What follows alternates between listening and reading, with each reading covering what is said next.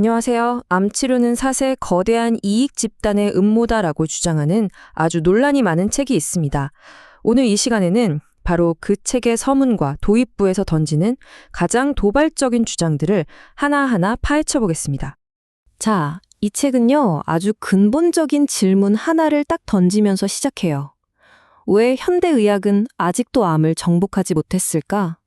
바로 이 질문이죠. 책 서문을 딱 펴보면 현대 암 치료의 근간에 그냥 확 뒤흔들어 버리는 주장이 나옵니다. 가장 흔한 치료법인 수술, 방사선, 화학요법이 암이 온몸으로 커지는 걸 결코 멈추게 할 수 없다고 단언하죠.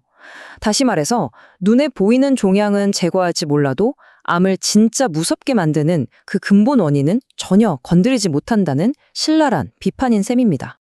그중에서도 특히 화학요법, 즉 우리가 흔히 말하는 항암 치료에 대해서는 와, 정말 가차없습니다.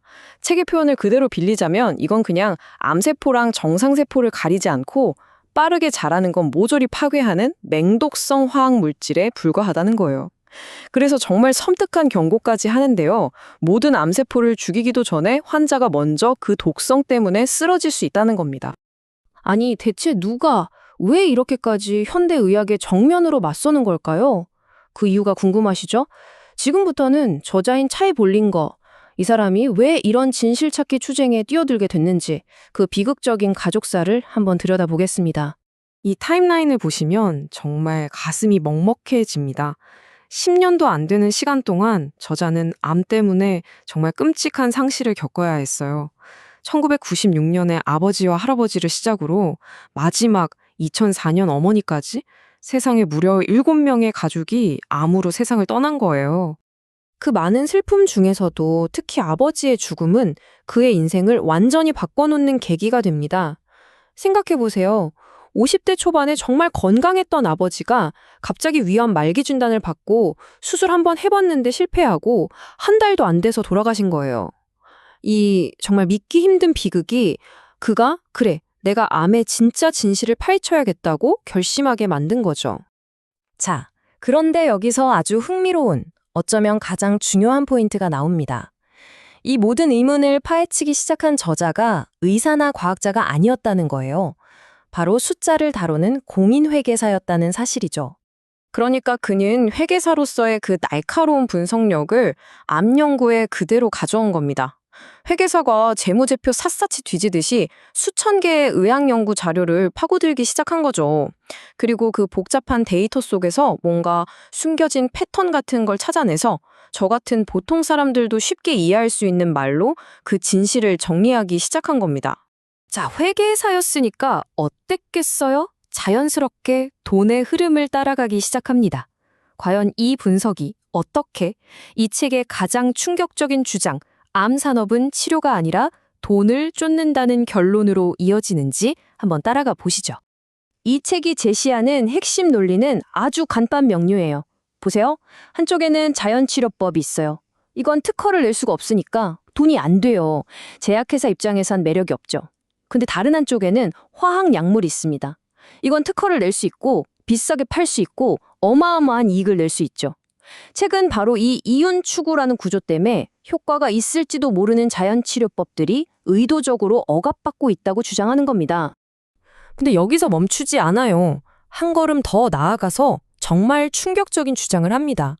암 산업은 사실 암의 완치 자체를 원하지 않는다는 거예요. 그보다는 환자가 평생 약을 달고 살아야 하는 만성질환으로 남기를 바란다는 거죠. 왜냐고요? 뻔하죠. 환자가 살아있는 한 계속해서 돈을 벌어다주는 소중한 고객이니까요. 그렇다면 현대의학의 성적표는 어떨까요? 이 책이 주장하는 바에 따르면 지난 80년간의 실질적인 암 원치율은 믿기 힘드시겠지만 바로 이 숫자, 고작 3%에 불과하다고 합니다.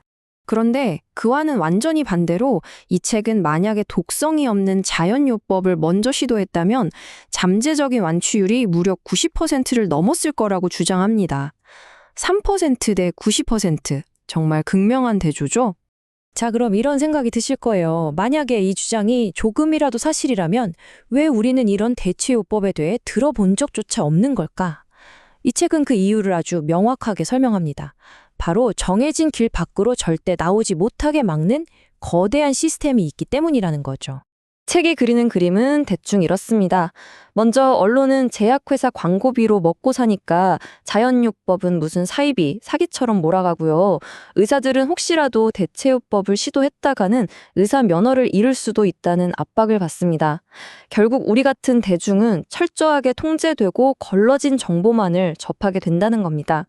그래서 책에서는 대부분의 환자들이 이런 비극적인 루트를 밟게 된다고 말해요.